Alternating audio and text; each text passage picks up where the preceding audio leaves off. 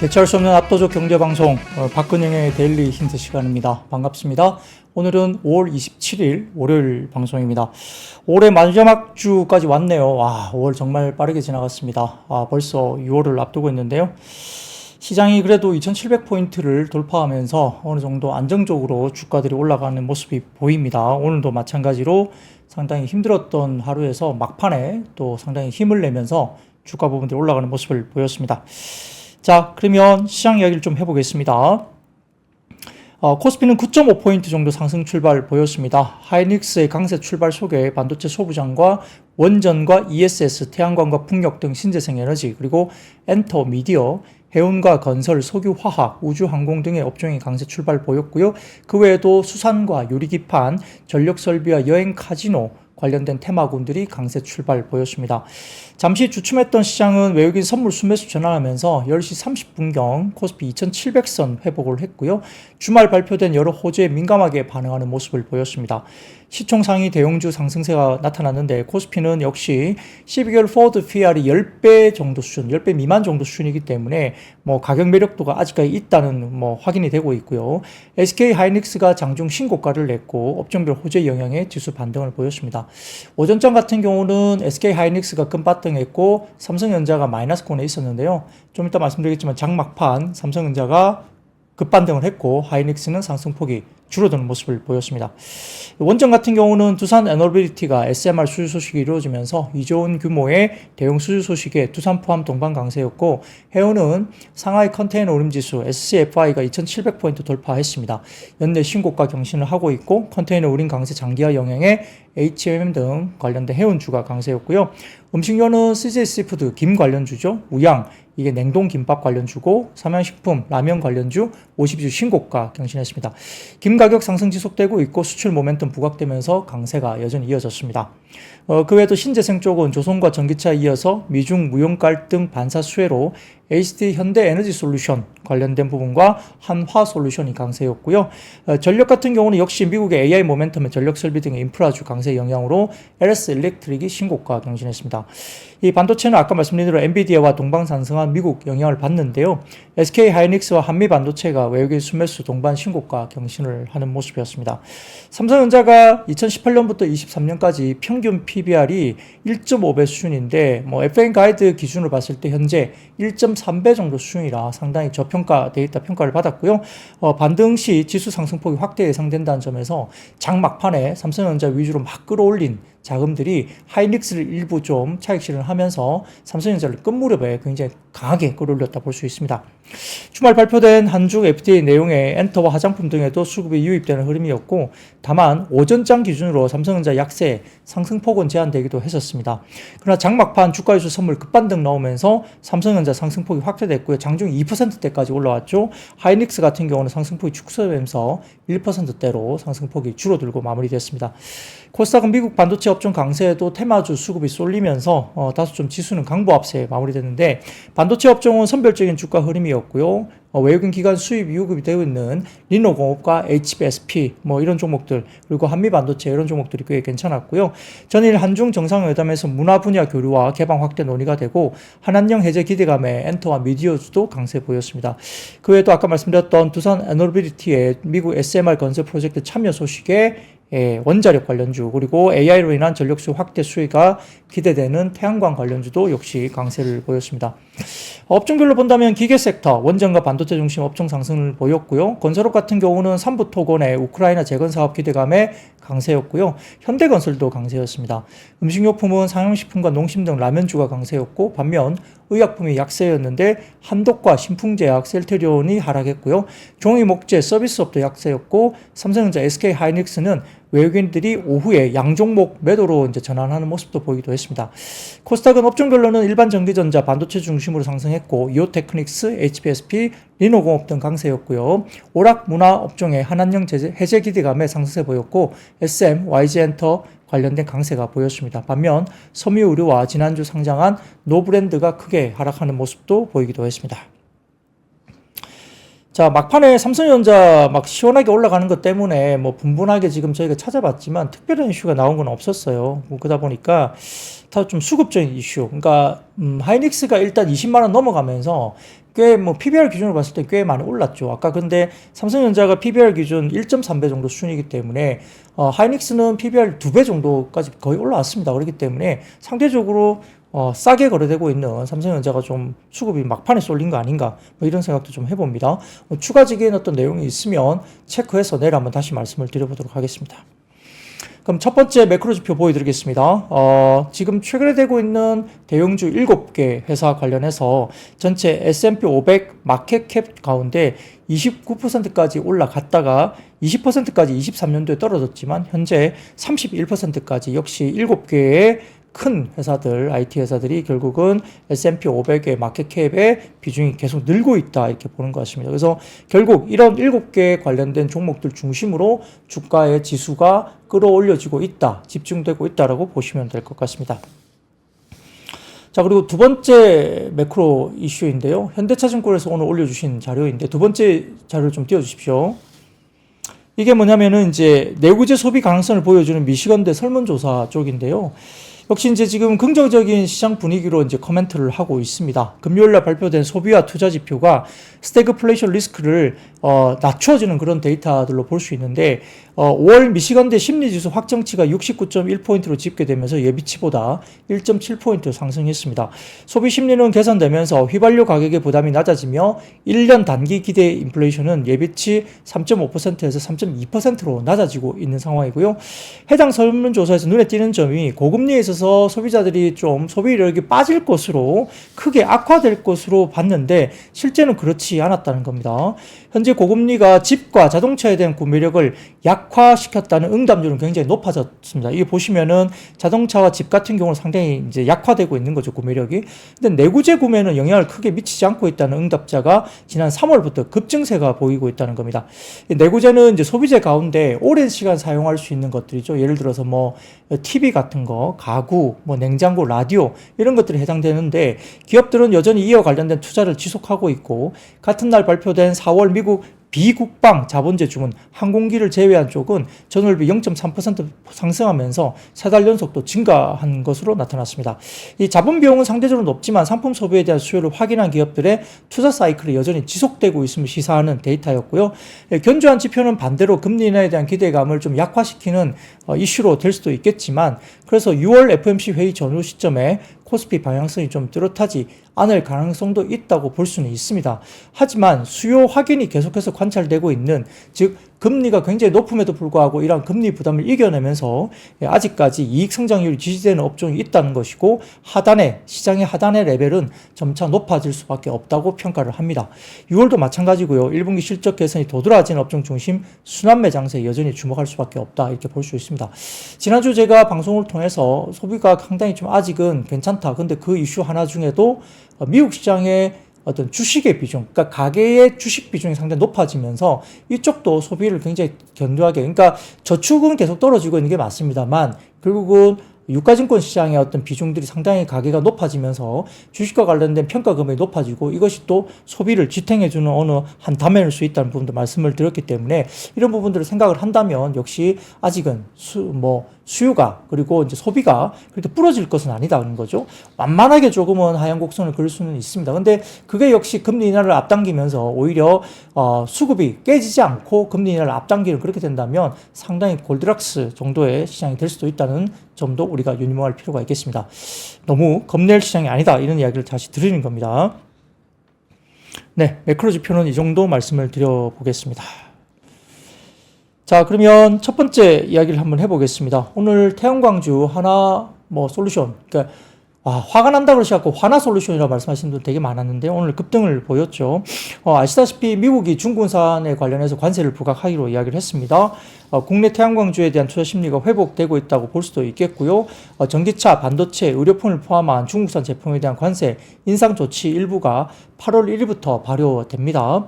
아울러서 AI 확산에 따른 전력 수요 증가, 수혜 기대감도 부각되고 있고요. 최근 UBS가 퍼스트 솔라에 대해서 지금 AI 기반 전력 수요 증가의 숨은 수혜주라고 거론을 하면서 목표 주가를 주당 $270로 상향 조정한 바가 있습니다.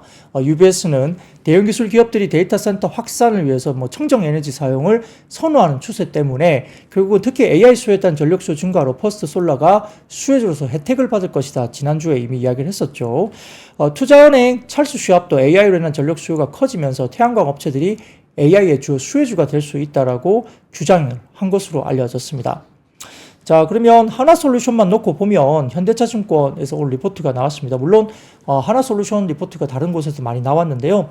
현대차증권의 리포트를 좀 언급을 드리면 북미 태양광 제품 생산 거점인 달튼 카터스빌 관련된 공장들에 갔었고요. 태양광 발전소 EPC가 진행 중인 LA 인근 지역 사이트를 방문을 했다고 합니다. 그래서 현지 답사를 통해서 이렇게 리포트를 썼는데 하나큐셀 CEO와 주요 임직원과 미팅을 하면서 하나솔루션 장기적으로 단순 태양광 모듈 판매 사업자에서 벗어나면서 이를 활용한 EPC와 에너지 플랫폼 사업자로 발전할 수 있던 부분이 확인이 됐다 이렇게 리포팅을 했습니다. 하반기에는 강화된 대중국 규제와 EPC 사업의 수익 증대로 턴어라운드가 기대되고 중국 자체적으로도 태양광 제품 공급 과잉 대응 의지 표명에 따라 예상보다 시황 개선 가속화될 가능성을 굉장히 높게 봤다. 이렇게 이야기를 했습니다. 자, 그림 첫 번째 보여드리면 하나솔루션 미국의 생산 설비 규모인데요.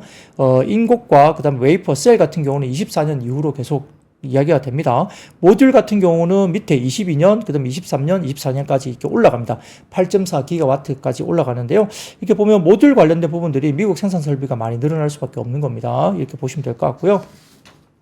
그다음 이야기 드리면 큐셀 같은 경우에 미국의 가정용, 상업용 시장이 압도적으로 점유율을 갖고 있습니다. 이 관련해서 이제 미국 쪽에 가정용 태양광도 상당히 많이 급성장을 하고 있습니다. 예, 그런 것들 때문에 아마 지난번 말씀드린 것처럼 큐셀 같은 경우에 시장 압도적인 점유율을 갖고 있다는 것도 우리가 볼 수 있겠고요. 여기에 따른 수혜를 충분히 이제 하나솔루션이 누릴 수 있다는 겁니다. 이에 따라서 뭐 유니테스트, 수산인더스트리, HD 현대에너지솔루션, KC코트레일 등의 관련된 종목들도 주가들이 움직인 걸로 보입니다. 자, 근데 그 다음 표를 보여드리면 지난주에 보여드렸던 미래에셋증권의 자료인데요. 역시 기업들의 재무적 부담이 심화되면서 2, 3분기부터 생산량 감소와 기업 통폐합 가능성도 존재한다. 그러니까 구조조정이 된다는 겁니다.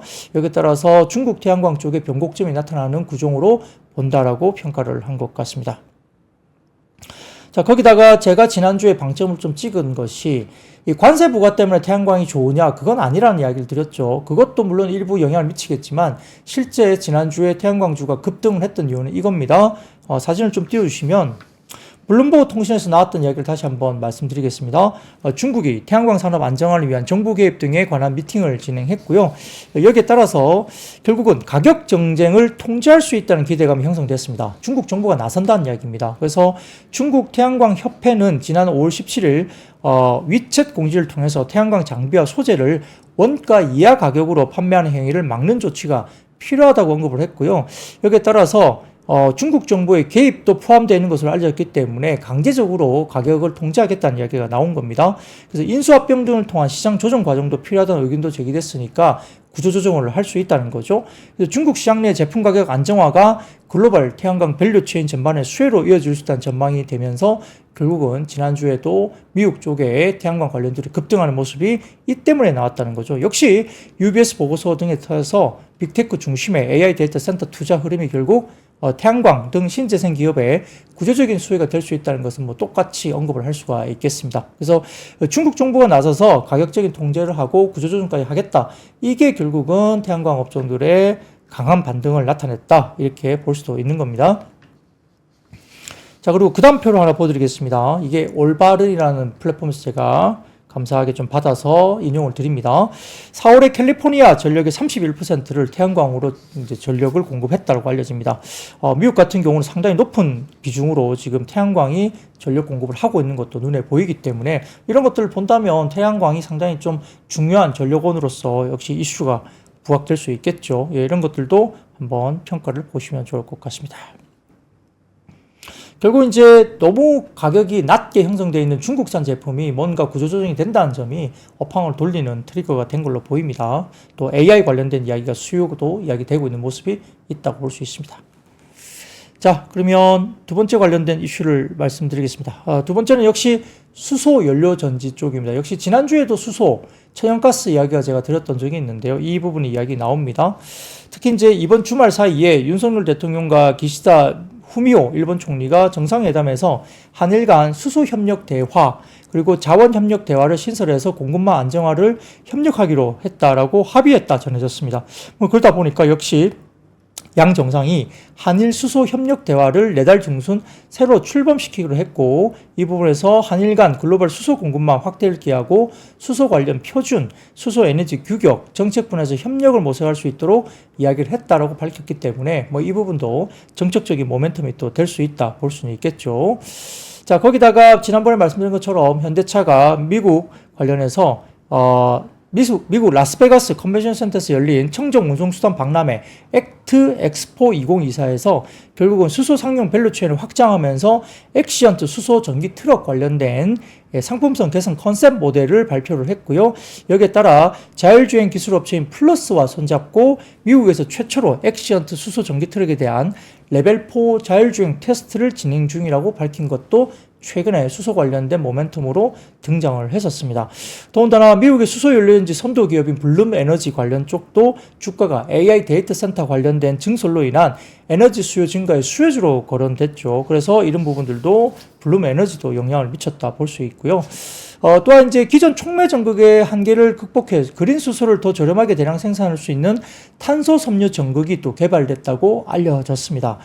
관련해서 울산과학기술원이 신소재 공학과 최한기 교수팀과 에너지화학공학과 백종범 교수팀이 킴 압둘라 과학기술대학교와 케이퍼티 타보즈 교수팀과 함께 고기능성 촉매가 부착된 탄소 섬유 전극을 개발했다고 모멘텀이 나왔습니다. 뭐 이것은 상용화는 좀 아니겠지만 아무튼 여러 가지 부분에서 그린 수소를 더 저렴하게 대량 생산할 수 있는 기술이라는 점에서 또 장중에 모멘텀이 됐다고 볼 수 있죠. 그래서 뭐 두산 퓨얼셀, 범한 퓨얼셀, 뭐 삼형 SNC, 하나솔루션, 유일에너테크, 에스콧넥, 그 다음에 효성중공업, 평화홀딩스 이런 종목들도 주가들이 올라왔는데요. 자, 그 다음 헤드라인을 좀 하나 띄워드리면 이게 수소 관련된 강세 배경으로 알려진 이야기입니다. 유진투자증권의 기사가 언급이 됐는데요. 미국과 유럽의 수소 생산 인프라와 관련 기업 지원액 300억 달러가 지원된다는 겁니다. 올해부터 인프라 구축이 시작되고 클린 수소 생산을 위한 수소내 설비 수요가 급증될 가능성이 높다는 거고요. AI용 데이터 센터 확산으로 RE100 관련된 재생에너지와 가능성을 극복할 수 있는 수소 연료 발전 수요가 증가되는데 뭐 트럼프 대통령이 재선이 되더라도 수소 지원은 지속적으로 가능성이 굉장히 높게 형성되고 있다. 이런 이야기를 하는 것 같습니다. 그래서 과거에 우리가 그냥 수소차만 놓고 수소 관련된 부분들 모멘텀이 약하다고 보는 거하고는 최근에 관점이 좀 많이 달라지고 있다고 볼 수 있습니다. 자, 그리고 지난주에도 한번 말씀드렸는데 그 다음 표를 보여드리면 이게 이제 두산 퓨얼셀 관련된 자율공시 내용인데요. 상상인증권에서 최근에 데이터 센터 내에 수소 연료 전지를 공급한 이력을 갖고 있는 것이 두산 퓨얼셀입니다. 이게 공시 내용이거든요. 그래서 지난 5월 18일 공시 내용을 본다면 44억 원 규모로 화성, HPC, 삼성전자 데이터 센터 내 연료전지 시스템을 공급했다는 이러한 공시가 나와 있습니다. 그래서 이런 부분들도 상상인증권에서는 두산 퓨얼셀이 아마 관련된 이력을 갖고 있으므로 탑픽으로 거론한다라고 이야기를 했죠. 더군다나 모건스탠리가 AI 데이터 센터 구축으로 이익을 얻을 수 있는 상위 5대 에너지 주식 중 하나로 블룸 에너지를 또 제시를 했었고 관련 주가 강세였기 때문에 관련주를 주목할 필요성이 있다라고 최근에 언급되고 있습니다. 자, 거기다가 그 다음 표를 띄워드리면 JG의 투자 이야기라는 플랫폼에서 제가 따온 건데요. 미국의 수소 ETF입니다. 이 보시면은 한국의 두산 퓨얼셀과 범한 퓨얼셀이 포함되어 있습니다. 자, 그 다음 사진을 한번 띄워드릴게요. 예. 여기에 이제 빨갛게 되어 있죠. 예. 그 플랫폼에서 제가 받아온 거라서 이렇게 표시가 되어 있습니다. 그래서 JG의 투자 이야기라는 플랫폼에서 제가 받아온 자료인데요. 여기에 따라서 관련된 종목이 편입이 되어 있습니다. 그래서 이렇게 수소 ETF 쪽에 두산 퓨얼셀과 범한 퓨얼셀 들어있다. 그럼 수급이 괜찮게 되겠죠. 예, 그렇게 보시면 되겠죠. 그래서 두산 그룹이 상당히 좀 두각을 나타내면서 역시 원전도 마찬가지고 주 두산도 이렇게 영향을 받을 수 있다. 이렇게 볼 수도 있겠죠. 최근에 CJ 같은 경우도 올리브영 관련된 부분 때문에 주 CJ가 목표주가 상향 조정도 되는 모습도 보였기 때문에 주 두산 이쪽도 좀 봐야 되겠죠. 예, 지켜볼 필요가 있겠습니다. 자, 그러면 세 번째 이야기입니다. 오늘은 역시 이제 재생에너지 관련 쪽이 장악을 하고 있습니다. 전체적으로. 그래서 세 번째 이슈는 역시 원전입니다. 두산 에너빌리티가 미국 최대 소형 모듈 원전 SMR 설계업체인 뉴스케일 파워가 짓는 370억 달러 약 50조 원 규모의 SMR 건설 프로젝트에 원자로, 그 다음에 증기 발생기 튜브 등 주 기기를 납품할 것으로 전해졌습니다. 공급 물량은 2조 원이 넘을 것으로 평가를 받았고요. 꿈의 해전으로 불리는 SMR 시장이 본격 열리면서 두산 등 국내 원자력 발전 기업이 제2의 르네상스를 받을 수 있다. 이렇게까지 평가를 하는 것 같습니다.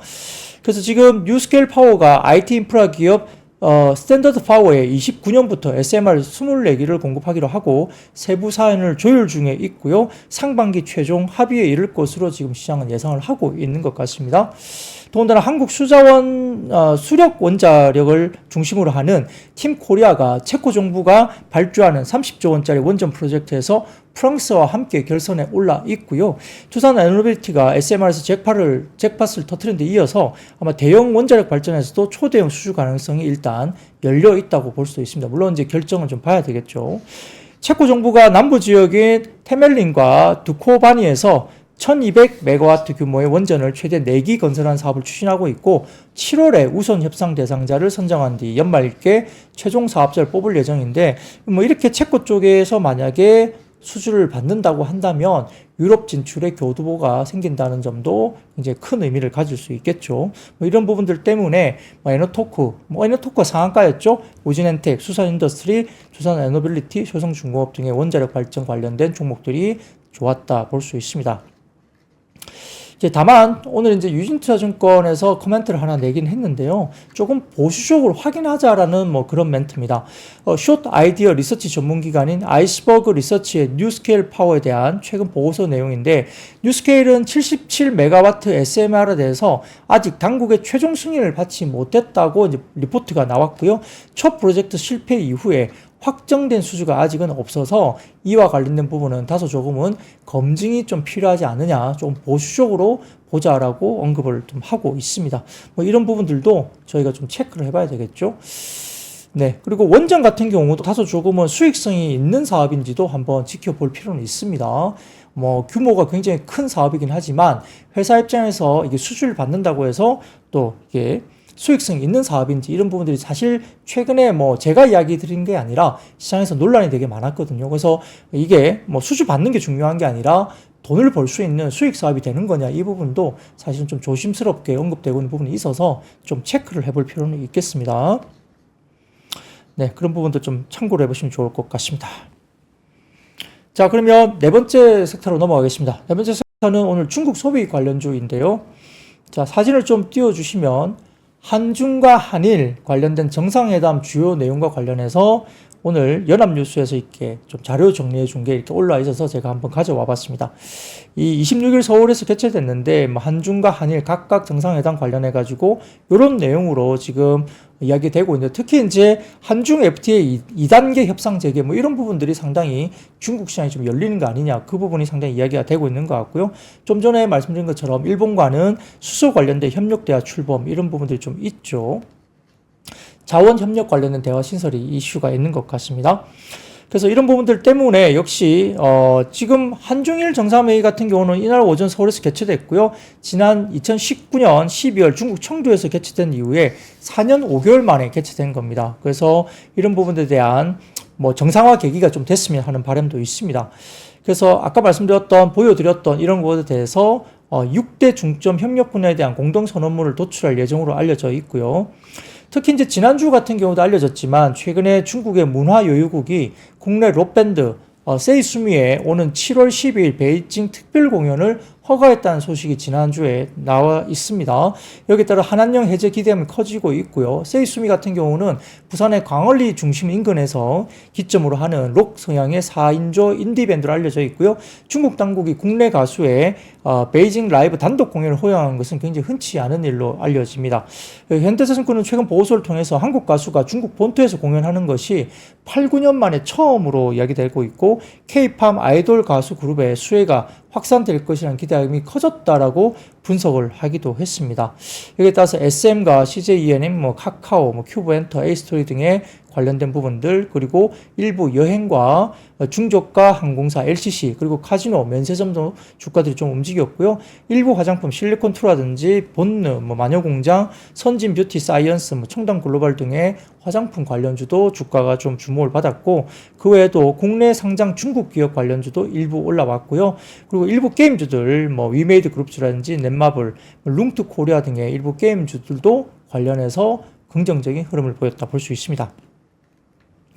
여기에 대해서 이제 대신증권이 오늘 장전 코멘트를 냈는데요. 오늘 관련해서 CJ ENM이나 이런 종목도 컨텐츠리 중앙 이런 것도 꽤 괜찮았거든요. 그래서 지금 보면은 중국의 재개방으로 이어질 수 있다는 기대감이 반영되면서 주가들이 올라오고 있는데, 과거 성사되지 않았을 때 주가 되돌림폭이 굉장히 크기도 했지만, 그러면 이제 리스크가 있다는 겁니다. 일단 최근에 올라온 것에 대해서는. 근데 현 주가는 더 이상 물러설 수 없는 부담 없는 수준까지 주가가 형성되어 있기 때문에 많이 빠지기가 좀 쉽지 않다는 이야기를 하고 있는 것 같아요. 그래서 22년 이후에 중국 OTT에 방영된 드라마 18편 중에 컨텐츠리 중앙 JTBC 작품은 5편, 그리고 스튜디오 드래곤 TVN 작품은 10편, SBS 작품은 3편 정도인데, 이게 구작이어서 판매 금액이 크진 않지만 한한령 전에 동시 방영이 약 90억대로 동시 방영이 드라마가 됐었기 때문에 이걸 감안한다면 동시 방영 재개되면 그 위력은 엄청나게 클 것이다 평가를 했습니다.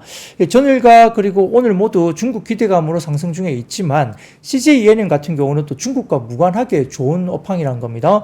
작년 3분기부터 이어진 호실적과 올해 연간 턴어라운드 전망이 CJ ENM의 강세의 배경으로 이야기를 했는데요. 특히 2분기에는 티빙의 프로야구 효과와 그 다음에 커머스 성수기 효과 등이 반영되면서 아마 대신증권의 추정으로서는 CJ ENM이 530억 원 정도의 대규모 흑자가 전망된다고 평가를 했습니다. 자, 그러면 그 다음 표를 보여드릴게요. 모바일 인덱스 쪽에서 따온 이야기입니다. 티빙의 DAU, 이제 인당 접속이죠. 그래서 프로야구 중계 이전 푸른색, 그리고 빨간색이 무료 야구 구간이고요. 유료 야구 노란색으로 접어 들어갔는데 프로야구 중계 이전보다 훨씬 더 많이 올라와 있습니다. 그래서 티빙 쪽에 접속수가 이렇게 올라온다는 점이 프로야구 때문에 아마 일단 올라오는 것도 충분히 지금은 데이터로서 일단 긍정적인 데이터가 나오고 있다 볼 수도 있습니다.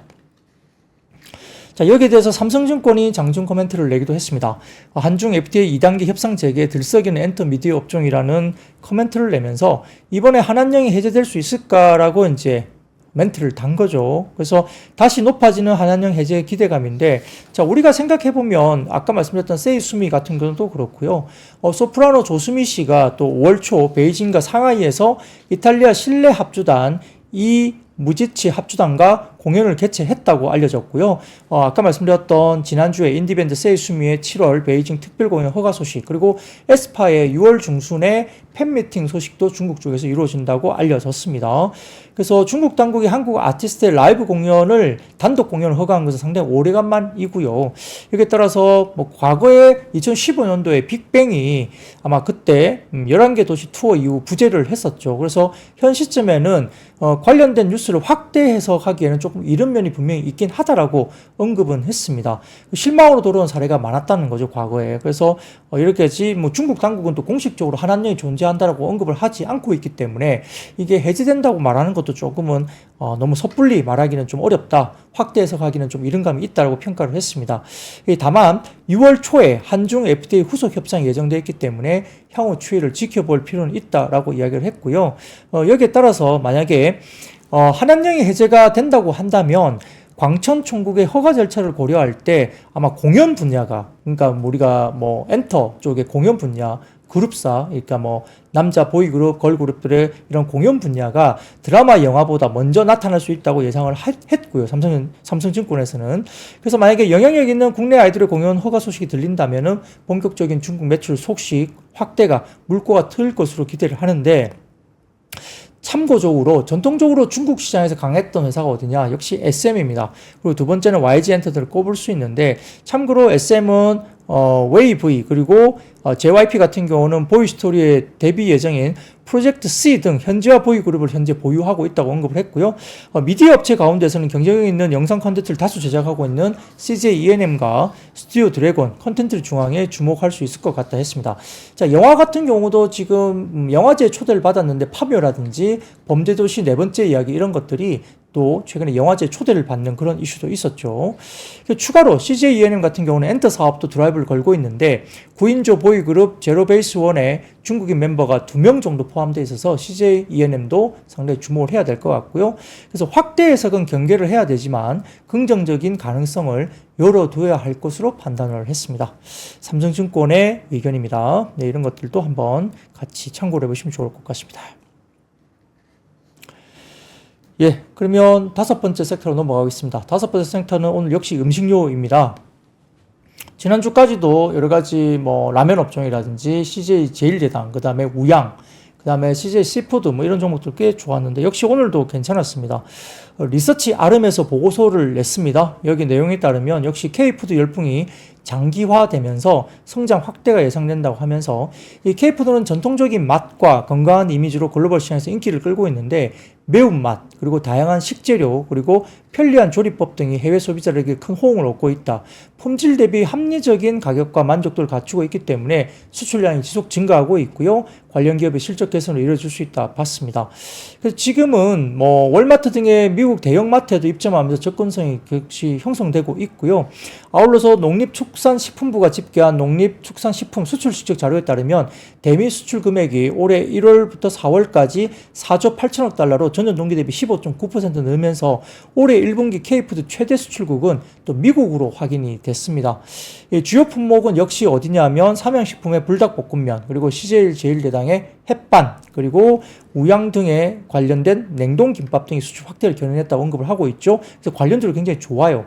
더군다나 수산식품 수출도 증가했는데 전 세계적으로 건강식품에 대한 관심도가 높아지면서 우리나라 같은 경우는 김이 저칼로리 웰빙 식품으로 자리 잡고 있는 가운데 기인하면서 김 수출 1위 국가가 우리나라입니다. 그리고 세계 시장 점유율 70%에 달한다고 해요. 그러다 보니까 작년 대비 김 가격 상승이 거의 2배 정도 일어나고 있기 때문에 올해 수출 증가율은 50%를 초과할 것으로 평가를 했습니다. 여기에 따라서 관련된 음식료 업종도 상당히 좋았다, 이렇게 말씀을 드릴 수 있겠습니다. 지난주하고 비슷한 이야기긴 하지만 상당히 좀 관심 있는 종목도 중심으로 가고 있고요. 다른 음식료가 키맞추기로 올라온다기보다는 역시 확인된 수출 지표 앤드 실적이 확인된 종목 중심으로 강한 종목이 여전히 강한 그런 모습을 보이는 것도 특징으로 볼 수 있겠습니다. 자, 그러면 여섯 번째 섹터입니다. 오늘도 반도체 일부 종목들이 좋았습니다. 지난 주말 사이에 필라델피아 반도체지수가 상승 마감을 했고요. 여기에 따라서 인텔도 2%대, AMD도 3.7, 엔비디아도 2.57, 마이크론 테크놀로지도 2.5%대 상승세를 기록했습니다. 연일 사상 최고치 행진을 엔비디아가 가고 있고요. 그리고 실적단도 상당히 서프라이즈하게 나왔죠. 더군다나 엔비디아 같은 경우는 이제 10대 1로 액면 분할을 하는데 최근에 역사적인 통계 데이터를 보면은 액면 분할한 이후에 S&P 500보다 월등하게 추가적인 수익이 굉장히 높게 올라왔다는 것도 자료가 있습니다. 지난주에 제가 방송 때 관련 자료를 제가 보여드린 경험이 있으니까 그 부분 한번 찾아보시면 될 것 같고요. 여기에 따라서 엔비디아 주가가 좀 더 강하게 갈 수도 있다는 이야기가 나옵니다. 자, 그리고 그 다음 표를 보여드리면 미래에셋증권의 자료인데요. 이 빅2 외국인 순매수 현황입니다. 이 왼쪽 보시면 회색 막대 그래프가 연간 외국인 순매수고요. 그 다음에 오렌지 색깔이 월간 순매수인데 5월인 것 같습니다. 5월 24일 기준인데요. 막대 그래프 보시면은 지금 얼마입니까? 삼성전자가 외국인들이 연간 7조 2천억 가까이 샀네요. 7조 2천억. 그리고 하이닉스 같은 경우는 2조 4,500억 정도 산 것 같습니다. 근데 5월달 월간으로 보면 하이닉스를 지금 1조 2,950억 정도 산 것 같고요. 삼성전자는 약 4,220억 정도를 매도를 한 것 같습니다. 아마 최근에 지난주에 나왔던 삼성전자가 약간 엔비디아 쪽의 콜에 조금은 테스트가 좀 잘 진행이 안 됐다 이런 이야기가 5월달에 좀 반영이 된 것이 아닌가 이런 생각을 좀 해봅니다.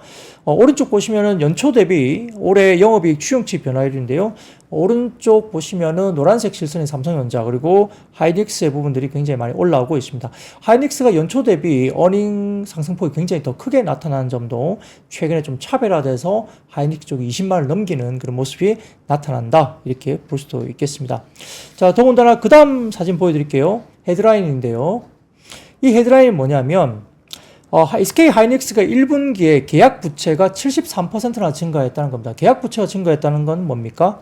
엔비디아의 대규모 선지급금을 받았다라고 우리가 볼 수 있는 점입니다. 따라서 24년 1분기에 전분기 대비 73%, 약 1조 1,600억 원, 8억 5,500만 달러 이상 크게 증가하면서 계약 부채가 증가하면서 엔비디아가 SK 하이닉스의 HBM 생산 능력 확대를 지원하기 위해 대규모 선급금을 지원한 게 아니냐라는 추측이 가능한 헤드라인입니다. 이것도 좀 제가 최근에 SK 하이닉스가 상대적으로 강했던 이유를 말씀드린 거고요. 자, 그 다음 표를 보여드리면 서버용 AI 가속기에 탑재되는 HBM이라고 해서 이렇게 HBM3E까지 속도와 탑재되는 GPU가 뭔지 이렇게 구별되어 있으니까 한번 참고를 해보시면 좋을 것 같고요. 이런 내용들이 나옵니다. 그래서 뭐 B100, 뭐 B200, 엔비디아의 H100 이런 것들이 이제 하반기 이후에 나오겠죠. 이런 것들 보시면 될 것 같고요. 현재 HBM3 같은 경우는 AMD의 MI300 뭐 이런 것들이 들어갑니다. 300X 뭐 이런 거 들어가기 때문에 삼성전자도 AMD에 지금 HBM을 집어넣고 있는 걸로 알고 있죠. 자, 그리고 그 다음 표를 보여드리면 루팡이라는 플랫폼에서 제가 가져온 관련된 자료입니다. 데이터 센터의 AI 칩 로드맵입니다. 엔비디아, AMD, 인텔, 구글, 아마존 등등과 관련해서 어떤 지금 속도로 어떤 시점에 어떻게 지금 관련된 부분에서 제품들이 나올 것이다. AI 칩 관련된 로드맵입니다. 각 회사마다, IT 회사마다 이렇게 자체 칩 개발을 하고 있다. 요거는 좀 참고를 해보시면 좋을 것 같습니다. 자, 그리고 그 다음 표를 보여드리면 젠 AI 전기 수요 전망 관련된 웰스파고의 전망치 관련된 자료입니다. 관련해서 서머리, 그러니까 젠 AI 디맨드 포캐스트 관련된 서머리로 나와 있고요. 웰스파고 자료이니까 이렇게 어쨌든 뭐 지금 이렇게 보더라도 26년부터 굉장히 기하급 수요 늘면서 27년, 그 다음에 28년부터 완전 퀀텀 점프를 하게 됩니다. 그리고 2030년 가게 되면 엄청난 양의 전기 수요가 젠 AI 관련된 디맨드가 엄청나게 올라간다는 거죠. 이런 것들 참고로 해주시면 좋을 것 같고. 그래서 전력과 전선기계 뭐 이런 쪽이 전선 뭐 이런 쪽도 좀 더 근데 이제 신재생 쪽이 역시 움직이는 것도 이런 전력 관련된 수요 때문에 그렇지 않을까 생각을 갖고 있습니다. 자, 여기에 대해서 삼성증권이 AI 디바이스 수혜라는 이제 리포트를 5월 23일 날 냈는데요. 자료를 좀 가져와 봤습니다. 자, 첫 번째 자료 보여드리면 AI 모바일 쪽으로 메모리 탑재량은 24년부터 본격적으로 증가합니다. 지금 삼성전자 갤럭시 S 울트라와 갤럭시 S 플러스 그리고 애플과 화웨이 쪽에 올라오는 부분이 있고요. 탑재량 비교입니다. 오른쪽 보시면은 모바일 평균 D램 탑재량 추이인데 24년 접어들면서 관련된 부분들이 많이 늘고 있죠. 23년도보다. 그래서 출하량도 느는데 메모리 탑재량 자체가 AI 모바일, 그러니까 온 디바이스 A가 들어가면서 역시 늘게 되는 겁니다.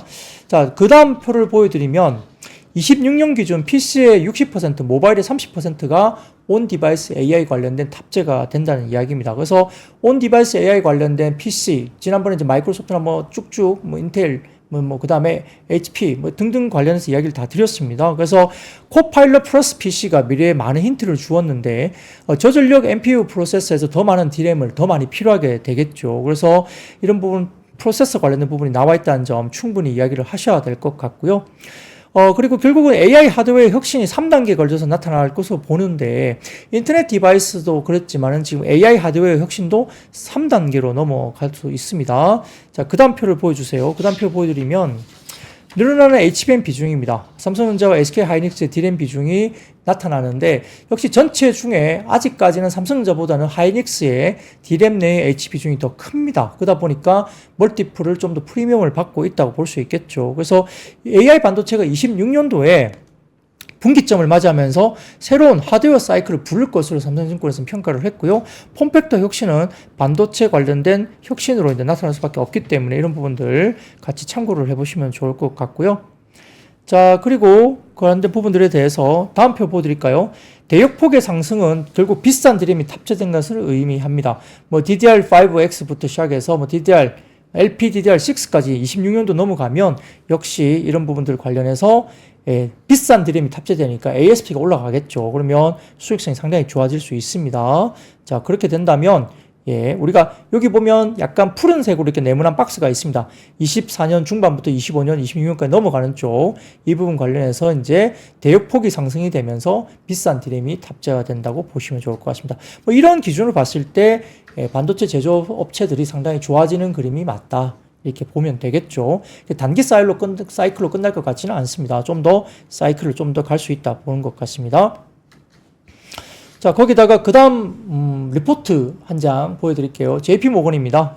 보시면은 데이터 센터의 전망이 상향 조정되면서 인프라 쪽의 전망이 상향 조정되고 있다는 JP모건의 관련된 이야기가 나옵니다. 스마트 그리드 쪽이죠. 전력망 관련해서 업그레이드 인 AI 데이터 센터라는 이런 리포트가 또 나왔으니까 이런 것들도 참고를 한번 해보시면 좋을 것 같습니다. 이 데이터 관련해서 좀 읽고 싶으시면은 3프로TV 앱에 신의 자료실 들어오시면 원고가 있으니까 요거를 한번 다운로드 받아서 보시면 참고가 될 것 같습니다. 이렇게 보시면 될 것 같고요. 그래서 반도체 쪽은 뭐 오늘 하이닉스가 많이 올라가다가 삼성전자 막판에 완전히 데칼코마니로 하이닉스가 쫙 빠지고 삼성전자가 쫙 올라오는 똑같은 모습을 데칼코마니로 보여줬거든요. 아마 약간 수급이 좀 이동하지 않았나. 역시 상대적으로 아까 말씀드렸던 PBR 1.3배 정도가 삼성전자, 뭐 하이닉스는 거의 PBR 2배 정도 와 있죠. 그렇기 때문에 이런 부분에서 약간 뭐 수요가 조금 일부 특정 수요가 좀 바뀐 게 아닌가 생각이 들고요. 어제 금요일 날 미래에셋증권에서 이 삼성전자가 그러니까 완전히 실패한 건 아니다. 그렇게 하는 너무 억측이다 이야기를 코멘트를 냈습니다. 결국은 젠슨왕이 해피할까? 왜냐하면 세컨드 밴드로 마이크론으로 가기에는 너무 캐파가 작아서 젠슨왕이 불행할 것이다. 결국은 하이닉스를 끌고 가되 불안하죠. 솔밴드로 가게 되면 여러 가지 공급적인 부분에 문제가 생길 때는 대응이 안 되기 때문에 삼성전자가 들어와야 된다는 이야기를 하는 겁니다. 그리고 퀄 테스트를 하는 것이 영세 자영업자가 아니기 때문에 예를 들어 삼성전자가 그렇게 조그만 가게는 아니다. 그러다 보니까 퀄 테스트는 어느 정도 기준에 충족한 것들을 가지고 퀄 테스트를 하는 건데 약간의 기능적인 부분에서 뭐 발열이나 수율 문제가 일부 있다고 하더라도 그것은 같이 맞추어가는 어떤 기간이 좀 필요한 것이지 완전히 실패했다라고 기사를 내는 것은 좀 과도한 억측이다라고 이제 미래에셋증권에서 코멘트를 금요일 날 냈습니다. 그래서 그런 것들을 감안한다면 향후에 뭐 8단 이후에 12단, 16단 넘어가면서 또 삼성전자가 어떻게 엔비디아 쪽에 계약을 하고 실제 들어갈지는 지켜봐야 되겠죠. 뭐 그런 부분들 한번 저희가 참고를 해보면 좋을 것 같고요. 아직까지는 뭐 삼성전자가 결국은 이제 하이닉스가 TSMC하고 같이 이제 관련된 HBM을 하고 있기 때문에 TSMC 기준으로 봤을 때는 또 삼성전자가 역시 퀄이 좀 쉽지 않을 수 있죠. 기준이 다르기 때문에. 뭐 만드는 방식도 여기에 따라서 MUF냐, NCF냐 이런 방식이 있는데 뭐 삼성전자가 여전히 NCF 방식을 고집하면서 역시 하이닉스가 MUF 방식으로 잘 가고 있으니까 삼성전자가 뭐 퀄에서 힘들게 되면 역시 한미반도체 TC 본딩을 또 가져와야지 아마 퀄 테스트가 되는 거 아니냐, 통과하는 거 아니냐, 뭐 이런 소설을 쓸 수 있습니다. 뭐 그러다 보니까 오늘 한미반도체가 꽤 많이 올라간 것은 역시 서로의 관계가 조금 이렇게 불편한 관계로 시장에 좀 알려져 있는데 뭐 실제 그런지는 잘 모르겠습니다. 근데 불편하게 관계가 있다고 알려져 있고 또 TC본도 한미반도체 거를 지금 삼성전자가 쓰고 있지 않다는 점에서 결국 조금 이런 부분들이 결국 삼성전자가 또 한미반도체 TC본딩을 또 써야 되는 거 아니냐 뭐 이런 식의 생각을 할 수밖에 없겠죠. 뭐 그건 확정은 아닙니다만 그러다 보니까 한미반도체가 장중에 좀 주가가 많이 올라가는 모습을 보였다 볼 수도 있는 거죠. 근데 뭐 확정된 건 없습니다. 확인된 것도 없고요. 어떻게 진행될지는 좀 더 지켜봐야 될 것 같고 NCF 방식과 MUF 방식이 서로 이제 장단점이 있다고 서로 주장을 하고 있기 때문에 단이 또 많이 적층이 되면 단이 올라갈수록 또 NCF가 이점이 있다 뭐 이런 주장도 있습니다. 그러다 보니까 기술적인 난제를 어떻게 향후에 풀어나가면서 이제 HBM3E, HBM4로 넘어갈 때 삼성전자에 또 기회가 있을지 이런 것도 봐야 될 것 같고요.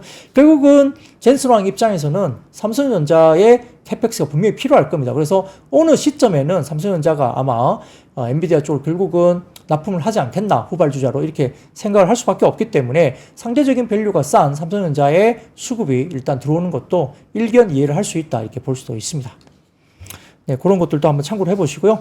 나머지 관련된 해운업종 그리고 유리기판 그 다음에 우리가 이야기되고 있는 일부 재건 관련된 이슈, 건설기계 관련된 부분들은 관련된 3프로TV 앱에서 신의 자료실에 다운로드 받으시면 자세한 이야기들이 더 많이 나와 있습니다. 참고해 주시면 좋을 것 같습니다.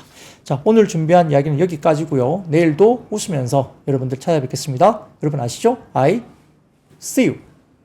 박근영, 이선영, 사경인, 염승환 투자 마스터들의 세심한 케어로 건강한 투자 습관을 만드세요. 3프로 멤버십 3프로 앱에서 확인하세요.